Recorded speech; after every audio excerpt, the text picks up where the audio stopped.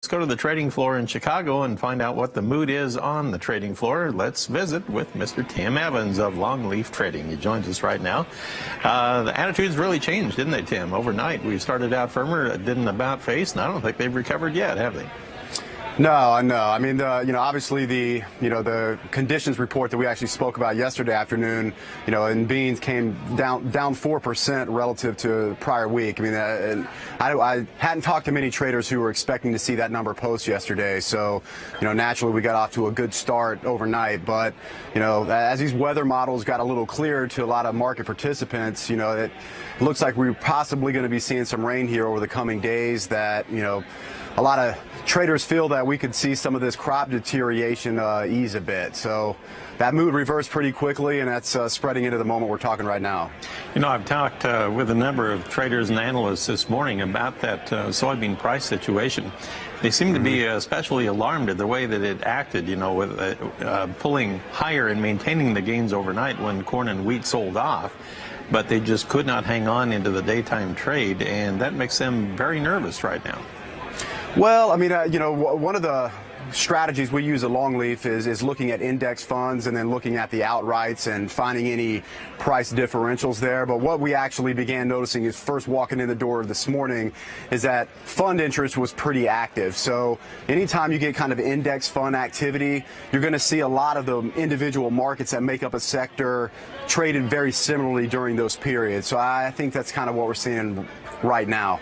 Kind of a telling sign there when you came in. Right. Okay, that's good advice. Appreciate that.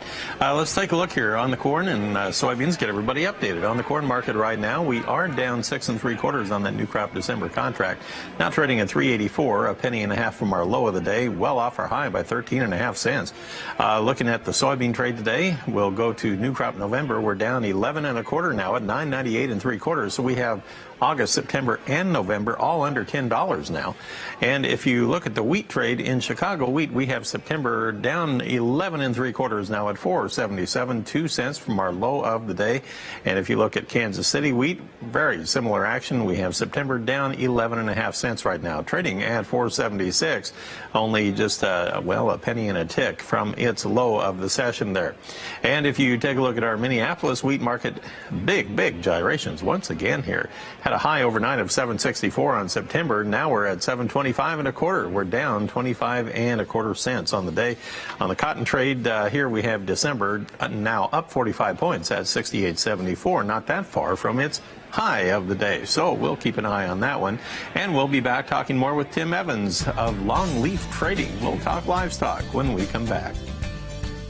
RFDTV and Mahindra want to salute America's first responders. These are the men and women who are the first line of defense against tragedy in our communities. If you know of a deserving first responder group that could benefit from one of the world's toughest utility vehicles, go to RFDTV.com to register and tell us why they should win. The winning first responder group will receive a Mahindra utility vehicle with Flex Hauler cargo box. Go online and enter for your chance to win.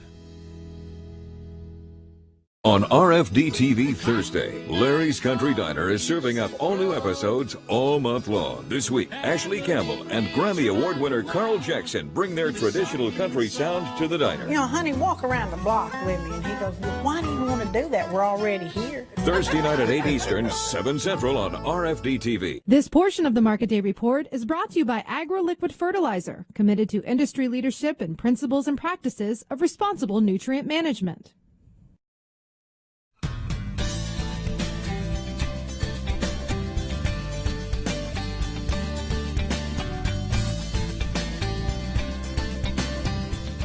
I want to resume our conversation with Tim Evans. He happens to be with Longleaf Trading, and he is speaking to us live and direct from the edge of the CME Group trading floor in Chicago.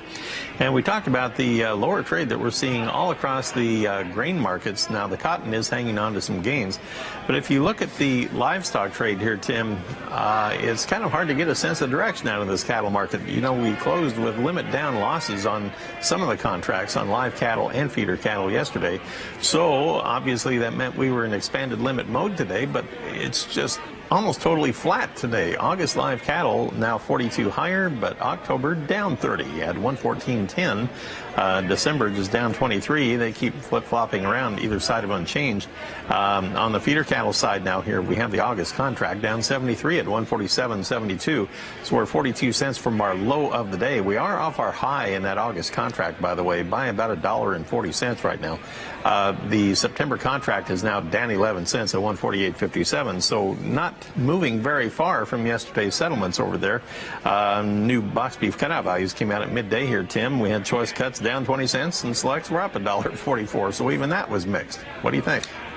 Well, I mean, hard to really draw a lot of conclusions based on today's trading activity. I mean, we as a firm, we believe that kind of movement we're seeing today is really just a reaction from the larger move, really that we saw yesterday. I mean, we're still trying to price in, the cattle on feed and cold storage reports from last week that obviously came in very bearish. And, we think that really sets the fundamental tone this week. But, looking at prevailing price action, we're still trapped in a relatively tight range. And we really think we're going to need to see a good trend in data in order to get outside this range. And so far we haven't. But we still think fundamentals favor the downside, and opportunities to sell we think should be taken any rally that you get.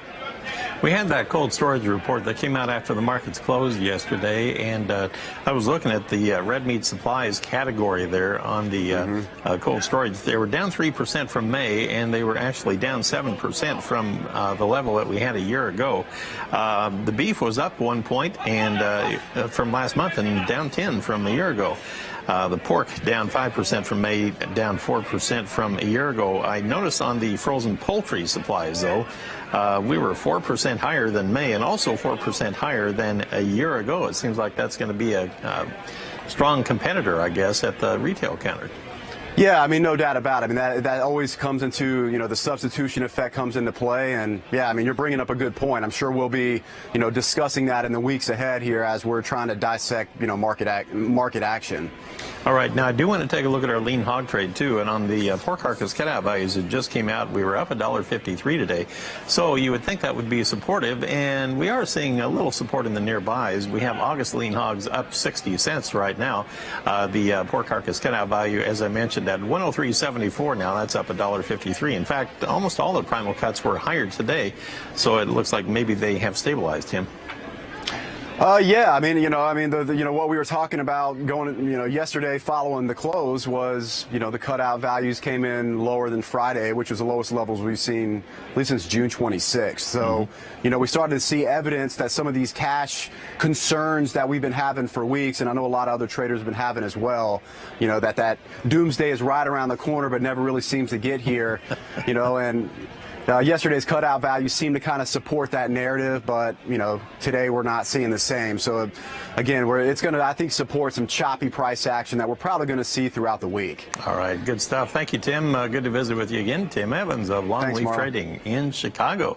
Good information, so we thank him for sharing all that. Lots going on today. All right, thank you very much.